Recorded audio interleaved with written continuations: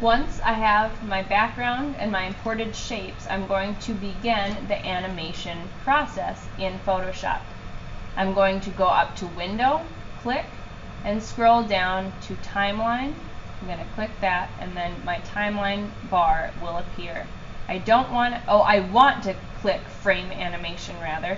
If you do not see Frame Animation come up as a default, you're going to click right here to the right, and you're going to choose Create Frame Animation, not Create Video Timeline. And then I'm going to click Create Frame Animation, and then you'll see here that a linear timeline pops up, and it looks, there's a lot of similarities between this and then my vertical group of layers, and we'll keep exploring those similarities and playing off of them to create a looping animation. The first thing I want to do is create more than one of these frames, and if you look on your assessment sheets, you'll see that you need a minimum of 15 frames. For this demonstration, I'm just going to do 8 so that we can all get acquainted with this process without having too many steps to think about. I'm going to click and drag my panel 1 over to my copy layer and let go. I'm just going to copy.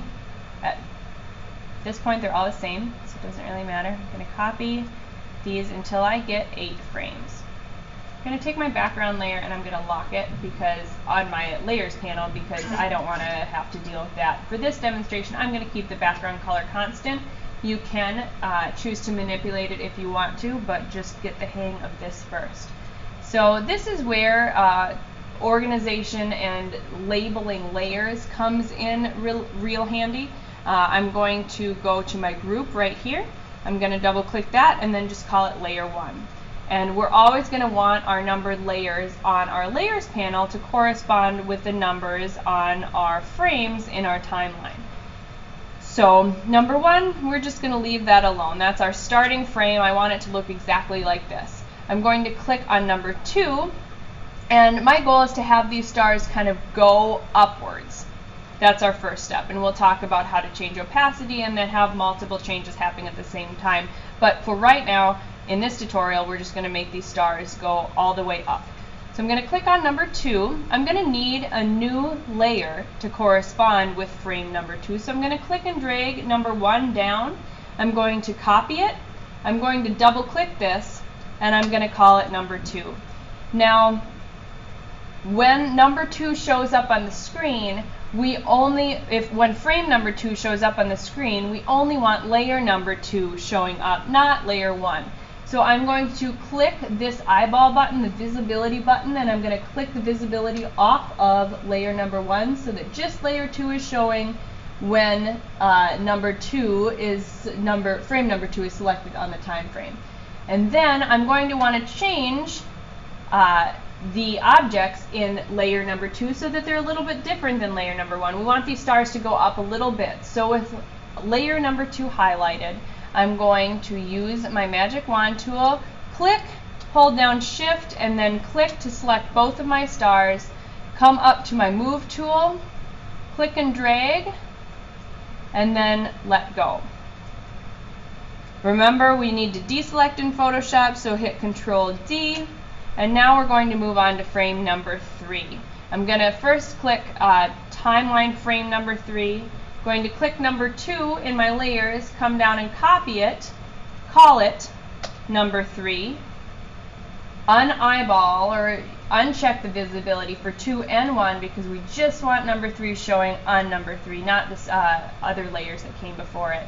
And then I'm going to use my selection tool, click, hold down shift, click, and then move this up just a little bit. So we're making small movements upward. Once that's good, I'm going to go Control Deselect. I'm going to click number 4.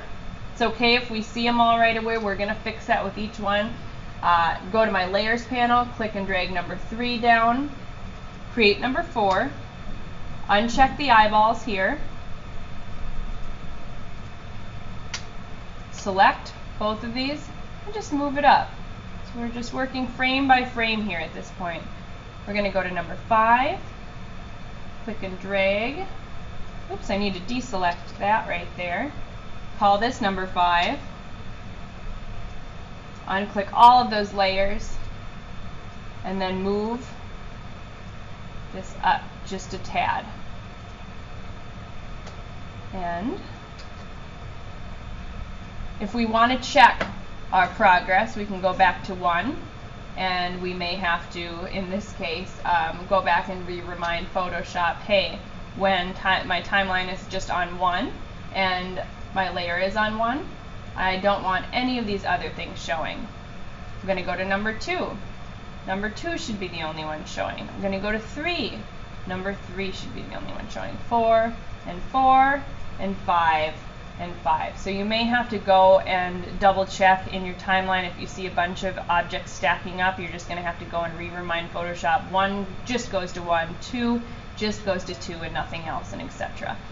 So we're going to keep going here. 6. I'm going to take 5, click it down, copy it, call it 6. Make sure 6 is the only one showing, 1 is not showing. That's kind of what trips people up sometimes, the visibility. Just takes a little bit of time. I'm going to go to 7, and deselect, hold down 6, copy it, call it 7, uncheck number 1, check number 7. Move that up, and then we have one more to deal with. Let's see if number 7 was clicked to eyeball.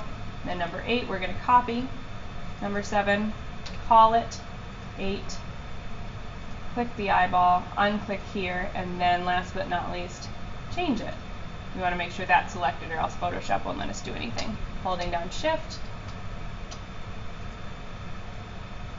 moving up, your old deselect. Okay, so it appears as though I have a workable animation here, and if I want to change all of the frames per second on 1 through 8, I can hold down Shift, have either 1 or 8, one of my ends selected. Hold down Shift, click, and then I can click this drop down button on any of the frames, and I can change it to 0.2 frames per second, 0.5. You can kind of play around. Stop motion animation is usually 12 to 15 frames a second. I like this to be a little bit slower. You can also, if you want to emphasize some areas in your final animation, you can all change these individually so that some of them are slower and some of them are faster. But for these purposes, I'm just going to choose 0.2. I'm going to click on number 1, and I'm going to click my play button. And I see, okay, that animated exactly how I wanted it to. If it didn't, you could always come and edit it. Let's say you wanted to alter frame number 5. You could click that. Make sure that frame number 5 is the only one that's selected, the only one that's eyeballed, and then you could move frame number 5 a little bit if you wanted to change the course of your animation. If you want to see this in classic GIF format, you can go down here and click on the drop down button next to once, and you can choose forever and to create that looping animation. And there you have it. There is we have imported a document from Illustrator and used the timeline and the frame animation panel to create a working GIF animation. So in subsequent tutorials, we are going to keep with this format. Start with what we have here, and then we're going to add different things onto it to make it a little bit more complex.